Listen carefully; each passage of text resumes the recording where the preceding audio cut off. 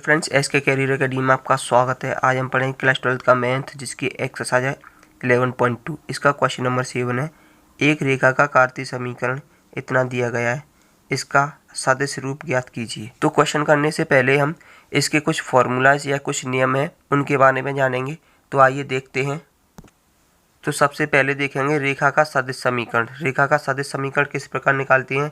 यदि हमारे पास बिंदु दिया गया हो, एक बिंदु दिया गया हो वेक्टर ए, क्लियर, और एक समांतर सदिश दिया गया हो, एक समांतर सदिश दिया गया हो, या उसे बोल सकते हैं कि किसी की दिशा में, उसे बोलते हैं वेक्टर बी, क्लियर। तो इसके लिए हमारा सदिश रूप का फॉर्मूला होता है बिंदु ए प्लस लैम्डा सदिश बी। ये होता है हमारा क्या? सदिश रूप का फॉर्मूला, क्लियर। और यदि हमारे पास दो बिंदु दिए गए होंगे, एक बिंदु दिया है हमारे पास बिंदु ए और एक बिंदु दिया गया है दूसरा बिंदु दिया गया है हमारा बिंदु बी, यानी कि दोनों बिंदु दिए गए हैं, कोई भी सदिश नहीं दिया गया है। तो इसके लिए हमारा सदिश फॉर्मूला होगा सदिश आर इक्वल टू बिंदु ए प्लस लैम्डा, ये हो जाएगा बिंदु बी माइनस बिंदु ए, क्लियर। अगर हमारे पास दो बिंदु दिए गए हैं, दोनों बिंदु हैं, तो उसके लिए हमें सदिश समीकरण ज्ञात करने के लिए ये हमारा फॉर्मूला है। अगला देखेंगे, यदि कोई रेखा है हमारी x1 y1 और z1 से होकर जाती है, कहाँ से? x1 y1 और z1 से होकर जाती है, तथा उसके दिक् अनुपात हमें ज्ञात हैं, तो उसका कार्तीय समीकरण होगा x minus x1 upon a equal to y minus y1 upon दिक् अनुपात b equal to z minus z1 upon दिक् अनुपात c।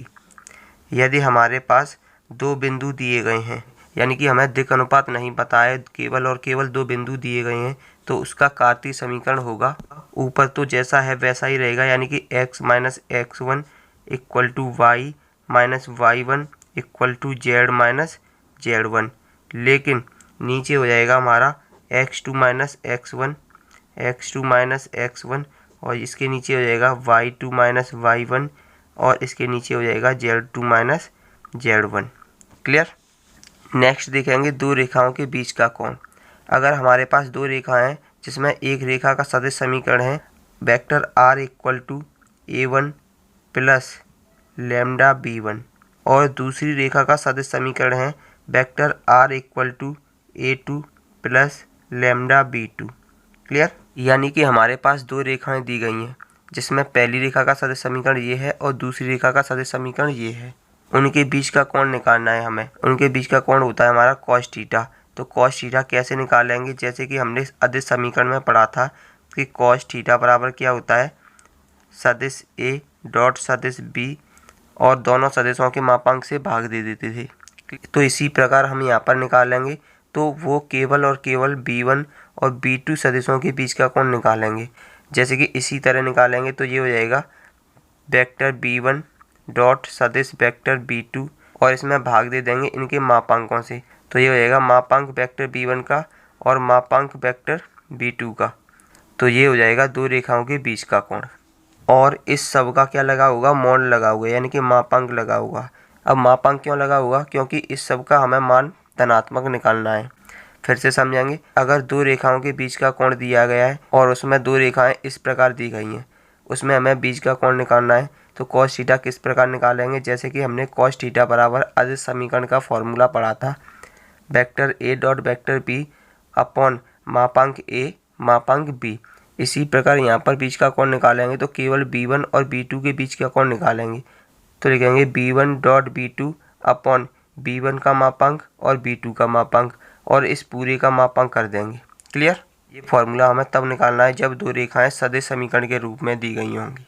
यदि रेखाएं कार्तीय समीकरण के रूप में हों और उनकी पहली रेखा के दिक् अनुपात a1 b1 और c1 हों और दूसरी रेखा के दिक् अनुपात a2 b2 और c2 हों, तो उनके बीच का कोण होगा cos theta equal to a1 dot a2 plus b1 dot b2 plus c1 dot c2 upon root a1 का वर्ग प्लस b1 का वर्ग प्लस C1 का वर्ग इंटू दूसरे रूट में लिखेंगे A2 का वर्ग प्लस B2 का वर्ग प्लस C2 का वर्ग और पूरे का लगा देंगे हम मोड, क्योंकि इसका मान धनात्मक रहे। क्लियर। इस प्रकार अगर दो रेखाओं के बीच का कोण निकालना है तो सदिश के रूप में इस प्रकार निकालेंगे और कार्तीय रूप में इस प्रकार निकालेंगे। तो इसका क्वेश्चन नंबर 7 देखेंगे कि एक रेखा का कार्तीय समीकरण ये है, इसका सदिश समीकरण ज्ञात कीजिए। क्लियर। इसका सदिश समीकरण ज्ञात करना है हमें।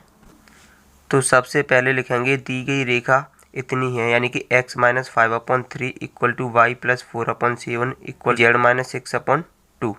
तो इस रेखा की तुलना करेंगे हम रेखा के कार्तीय समीकरण से, क्योंकि हमें बिंदु निकालने हैं कि ये रेखा किस बिंदु से होकर जाती है। अगर हम इस रेखा की तुलना इस समीकरण से करेंगे तो हमें बिंदु मिलेंगे कि ये रेखा किन बिंदुओं से होकर जाती है।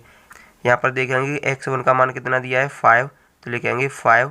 y1 का मान कितना दिया है -4, तो लिखेंगे -4 और z1 का मान कितना दिया है 6, तो लिखेंगे 6। यानी कि x1, y1 और z1 के मान ये हो गए।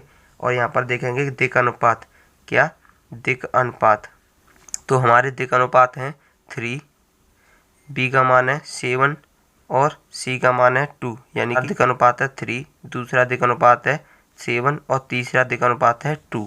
यानी कि जिस बिंदु से होकर जाती है वो बिंदु हमारा ये है, तो उसे कहते हैं हम वेक्टर a।